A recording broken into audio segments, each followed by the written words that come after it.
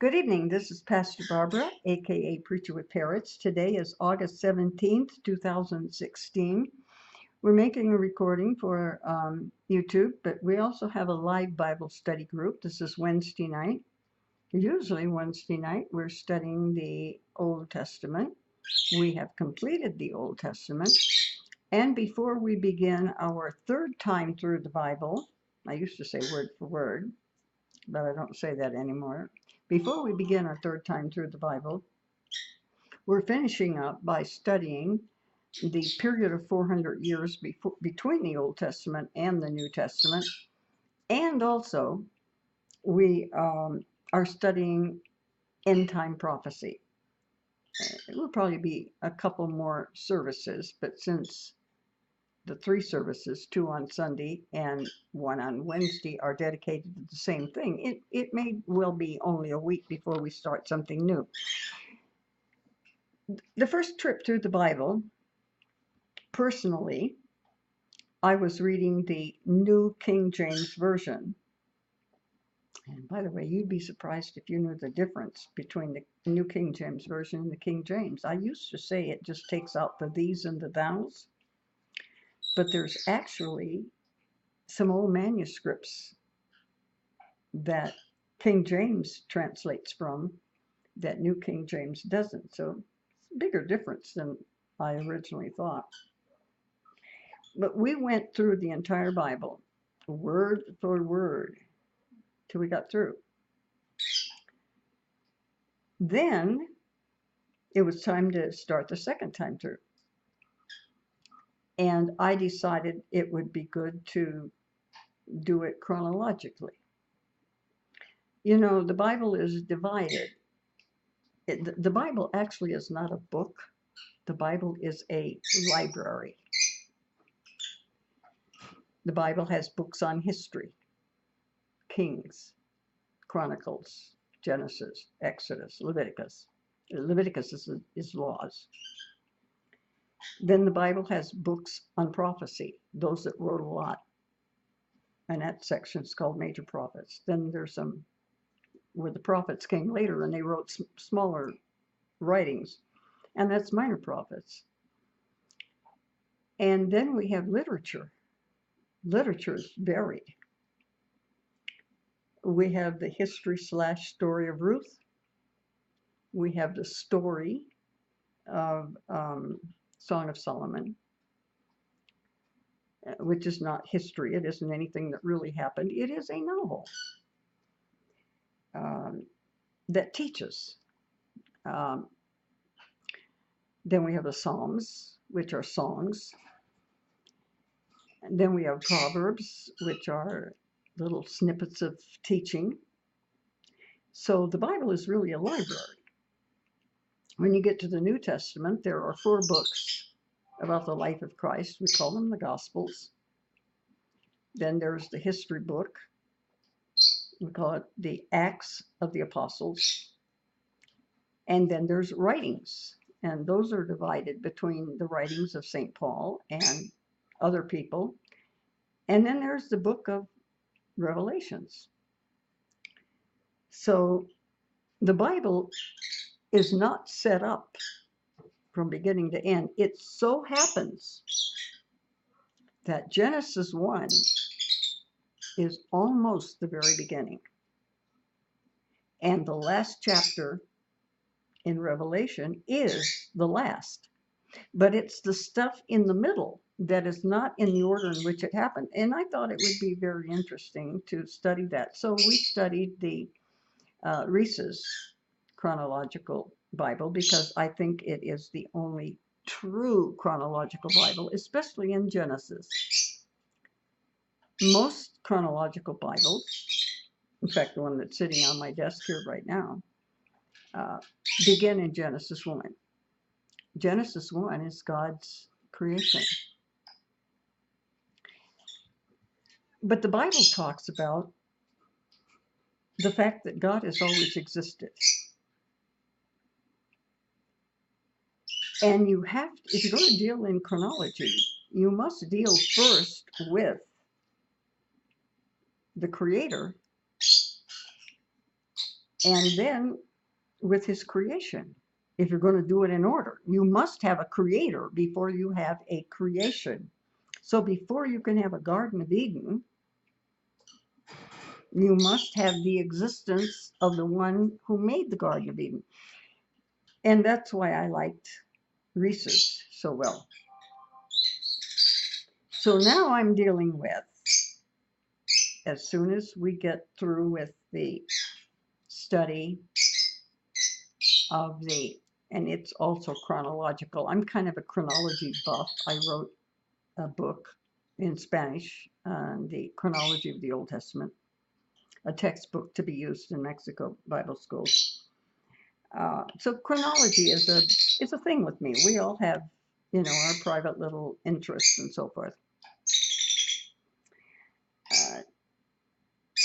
So beyond looking at that, I'm saying, what do we study now? Now, actually, I've got 1, 2, 3 people present tonight that have been with me for about 10 years or so. So I want to do something, chronology was very different from New King James. And I was looking, and I found another chronological Bible. It's a little bit different. The version, the translation, is the New International Version, which is, some people consider it modern. I consider it kind of in the middle. It's not a modern. It's not as old as King James. The importance is who translated it. Were they linguists, or were they really theologians that wanted to make the Bible say what they believed? That's one thing to consider in a version of the Bible. Another thing to consider is what version did they translate it from? I brought from my bookshelf to show you something, if I can reach it, just a minute. It will just make a point here. No Bible, let's put it this way. The scroll on which Isaiah wrote does not exist. Too old. Nothing lasts that long. But it had been copied. And then the copy had been copied. And then the copy of the copy had been copied. Now, I have a New Testament that was given to me by a couple of students. I think it cost $2 in those days. It was 1947 or 48 at Christmas, that a couple of students in the same Bible college put their money together and gave me. It's the first thing I saw that wasn't King James. It's the New Testament in modern speech, an idiomatic translation into everyday English from the text of the resultant Greek testimony. Now, this isn't going to last forever. As you can see, it's already lost its covers, and I decided I better get it in this so that if it lost anymore, at least the pages wouldn't get lost, which is what happened with one, but some of my Bibles. So your original doesn't last. There's nothing that old. Therefore, you want the oldest translation, which would be the closest to the original, if you follow me. You want that.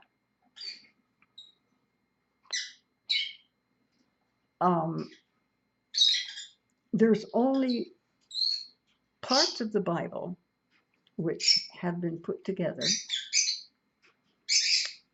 that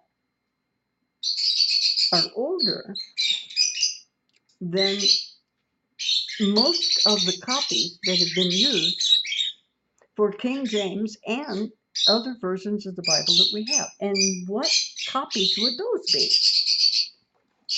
Well, those would be the Dead Sea Scrolls.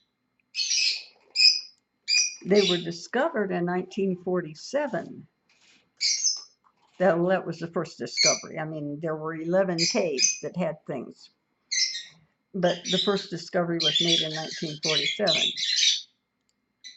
Now, they don't go back to Isaiah's first writing,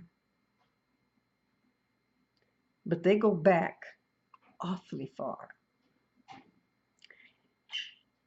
The people who did the translations were the Essenes. You've heard of the Sadducees and the Pharisees. Well, there were the Essenes. They were a bunch of old men living together translating scriptures. I've been in the ruins of the building where they did this work in Qumran, a place near the Dead Sea.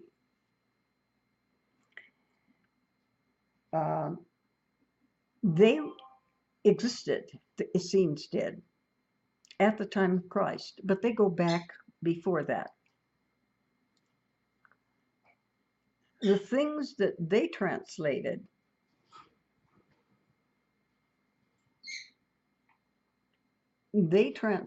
from much older copies than newer works, than any translator has had available. Now, I'm an interpreter / translator. What is the difference? If I go to court, which I haven't done in about 17 years, when I went to court, I would interpret, because somebody would say something and I would translate it and say out loud what they had said. When I'm acting as an interpreter, that's what I do. A translator takes something that is written down and writes it down in another language. So it's basically the same thing. The difference is whether you're speaking or whether you're writing. Now, I've never ran into an interpreter or a translator that didn't make a mistake. I've told this once, so some of you may have heard it. I was hired once by 3 companies that were the defendants in the lawsuit. One was a city in California. If I told you the name of the city, the dogwood would recognize it. Another was a railroad company that if I told you the name, you would all have heard it. And I don't even recall the third because they were a minor defendant. They weren't there and I'd never met them. But a stupid case that you couldn't win. Some attorney had talked some stupid guy into saying you could sue because these are big companies. They'll probably just give you money to not go to court. And the big company said, go to court. We ain't giving you money for nothing. But they went before a judge who happened to be Mexican-American and happened to speak fairly good Spanish. And their interpreter made a mistake. And the judge told everybody, the interpreter just made a mistake. Now, when the interpreter's been sworn in, whatever the interpreter says is what gets written down, not what the judge says, unless he's speaking as a judge. So the 2 attorneys for the railroad company and the city decided, we can't have this. We got to get a good interpreter. So I got hired to listen to the interpreter and wait for him to make a mistake. That's like a theologian being hired and to listen to some pastor, just waiting for him to make an error. I mean, I kind of felt bad. During lunch, I told him, you know, I don't know you personally, but I'm sure you're a great interpreter. There is nobody that never makes a mistake. We are human beings.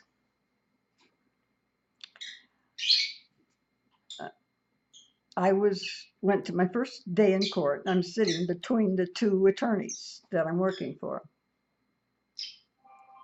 And one of the attorneys is inquiring, and a witness comes up, and he says, state your name and spell it. The guy was so nervous, he misspelled his own name. What does an interpreter do?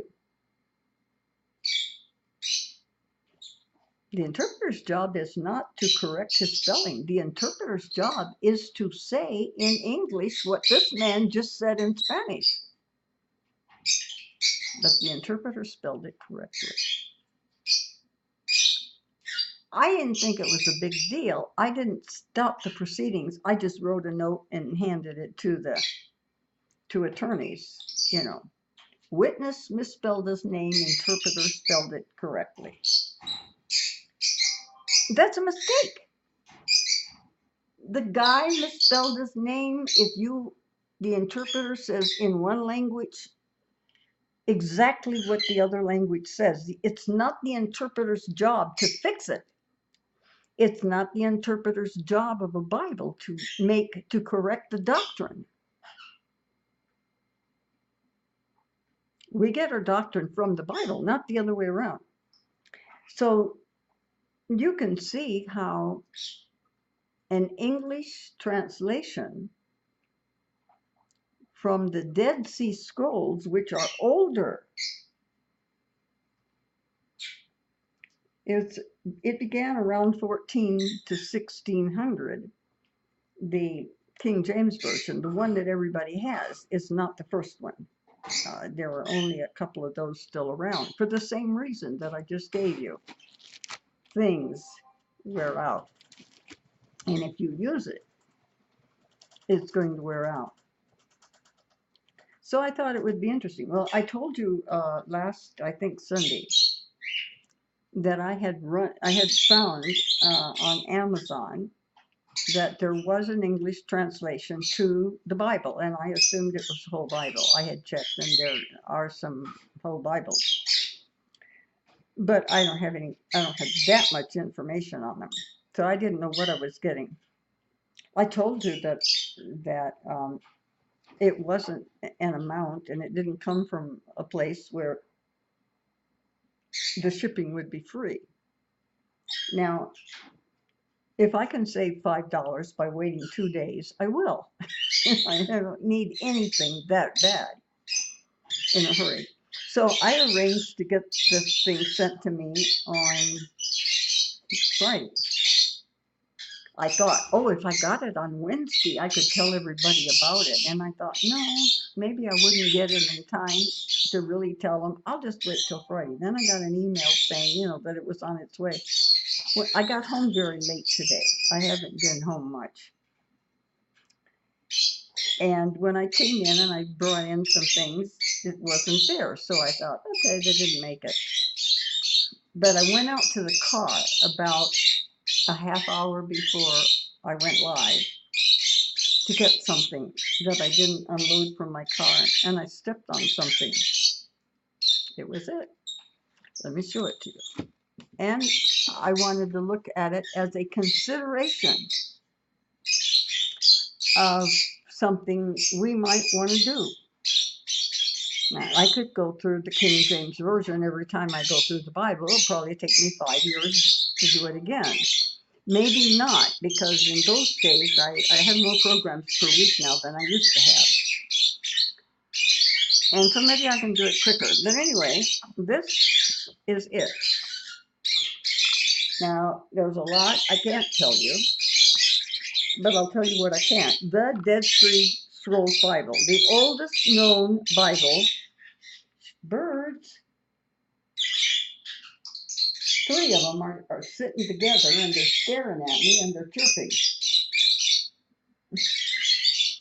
The oldest known Bible translated for the first time into English. Well, you know that's going to grab me right away. Translated and with commentary. Now, usually I don't want commentary. Don't tell me what the Bible says. I will read it and I will tell other people what it says. I don't need anybody to tell me what it says. So usually I'm not interested in commentary because people get a Bible with commentary, they read it and they say, oh, that's what the Bible says. I will read 50 commentaries. And after reading 50 and evaluating the person making the commentary, what their credentials are, what their experience is, what other works they've done, then I'll consider their commentary. But you have to be careful about just reading a commentary. You're talking about one person or one small group is telling you this is what it says. Well, you could be getting like that interpreter making a mistake. So translated for the first time into English. Well, I look at it. Okay, first thing I see, let me tell you how it's divided. Torah 1. Genesis, Exodus, Leviticus, Numbers, Deuteronomy, Jubilee. Jubilee ain't in your Bible, is it? After Torah 1 comes Prophets 199. I think that Torah 1 is page 1. Next come Prophets. Joshua, Judges. The Judges weren't prophets. But it's okay to put it in that general category, but the Judges weren't prophets. Joshua, Judges, Samuel, and Samuel used to be one book. You know, 1st and 2nd Samuel was a matter of convenience.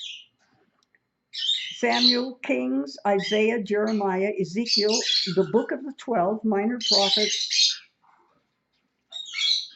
Hosea, Joel, Amos, Obadiah, Jonah, Micah, Nahum, Habakkuk, Zephaniah, Haggai, Zechariah, and Malachi. First Enoch. Enoch? According to the book of Jude, Enoch is the seven after Adam, 7th generation. Enoch was the one who gave Methuselah his prophetic name. In the year of my death it will come to pass. And the only outstanding thing that happened in the same year Methuselah died was the flood. But that's who Enoch is. And he did a lot of writing. Why it's not in our Bibles is you'll have to wait and ask those who put the Bible together why they didn't consider Enoch at the beginning. But this has, after Malachi, it has Enoch and Daniel. Why is Daniel at the end? My guess would be because he writes so much about the future. Well, then we have other books, and they start at page 503. Psalms, Job, Proverbs, Ben Sirach, Sirach, and that's not a spicy sauce you put on Mexican food. Ruth, the Song of Solomon, a Hebrew word which translates to Ecclesiastes, Lamentations, the Epistle of Jeremiah, Esther, Chronicles. 1st and 2nd Chronicles were originally one book. Ezra and Nehemiah was originally one book. Ezra was the priest who did the spiritual things. Nehemiah was the one who did the political, the building, and that kind of thing. And then Tobit. And then page 647, we have a bibliography. Now, that's about all the information I could get in the few minutes I had from the time I stepped on it out on my bridge and now. But what I decided to do, this is the first time I went through the Bible, I just went clear through. The second time I went through, because I have 2 services on Sunday and 1 on Wednesday, I decided to go through the New Testament on one day, or one service per week, and the Old on another. And because the New Testament is shorter, we would go through it twice, for one time through the Old. But because the New Testament contains the doctrine for Christians and not the laws and prophets for Jews, it would behoove us to do it twice for every study. So I decided that's what I would do. So unless I come up with some very good reason that I haven't thought of yet, uh, it will be this for the Old Testament, and it will be this for the New. Now, this book cost me $0.25. I hang out at thrift stores. I get brand new stuff. I don't buy junk. Thrift used to mean used, and thrift is not necessarily used anymore. I get videos, books, and stuff that are still covered in that shiny clear stuff they cover it with. This is a narrated book because the guy says a little something before every chapter. And it is in chronological order. It doesn't have what I require, which is the creator before the creation, but I'll fix that. I mean, Methuselah is very old, yes. And, you know, no, I embarrassed somebody and they laughed. They thought I was going to, I guess, want them to speak. That's not necessary. Anyway, hi, Monkey Man. Anyway, but it is a chronological, and I happened to get this. They had a sale in the mountain community just 3 miles from where I live, and there were 4 books for $1. This is not new, but it's in good condition, and it's just put together a little different. And since I'm teaching it, if I don't like the order, I could change it. Changing the order in which I teach you something is not changing the Bible. So it's not a bad thing. So that's what we will be doing as soon as I finish. And I think it's important to go ahead and finish the end time prophecy. It's very complicated. And I want to finish it as soon as possible while we have everything in our mind. And I want to go over everything 3 or 4 times, because the first time we hear prophecy is usually very difficult to understand. And I want to get some repetitiveness here for the help of understanding it. So that's what I think we will be doing. And this is why I'm putting this portion on my YouTube account, so that, because this goes on Facebook and Twitter and all the rest, so that everybody that has any interest in these programs will be aware of what we're going to do. And it probably will be within 2 weeks that we will start going through for the 3rd time. And we will use, I dropped it, so let me get it.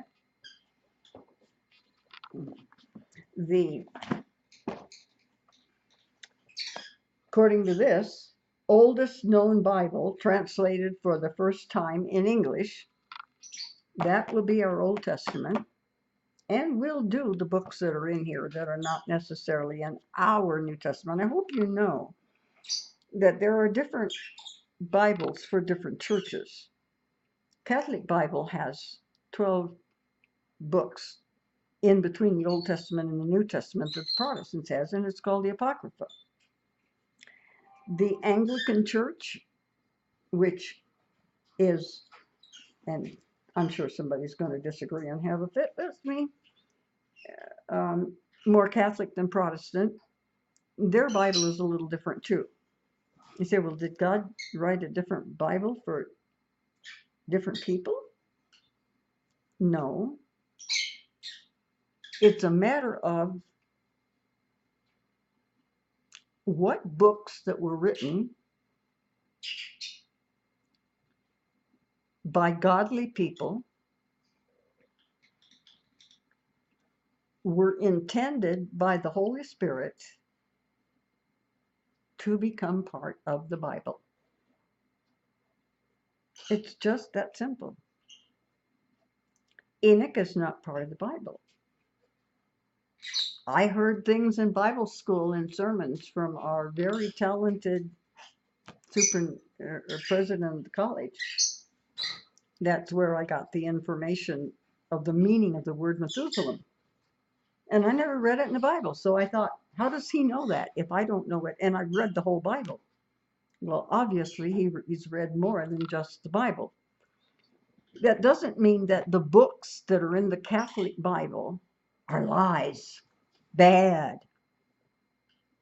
No, it just means that the Catholic Church, and I can't tell you what their thinking was. First of all, I'm not Catholic. Second, I'm not that old. When the decision was made, I'm old, but not that old. But they determined that it is the will of God for them to be in the group of books that are in the Bible. So that's why it's that way. It doesn't mean, I even taught once one of the books of the Apocrypha because I was trying to make a point. It's not in the Bible I read every day, but I don't discredit it. And there's nothing that I have read yet, and I have not read the entire Apocrypha, but nothing that I have read yet that I disagree with. Now, if I read the whole thing, I'm sure I would come up with something. But I hope I've said enough to give you the point. So I'm going to cancel or close. I'm looking for my mouse. This video and go on with my live program. But I wanted my viewers, and I have viewers who view on the internet, on YouTube, who are not live viewers, and this will go up. I'll try to put this up and have it up tomorrow. So until the next video, God bless.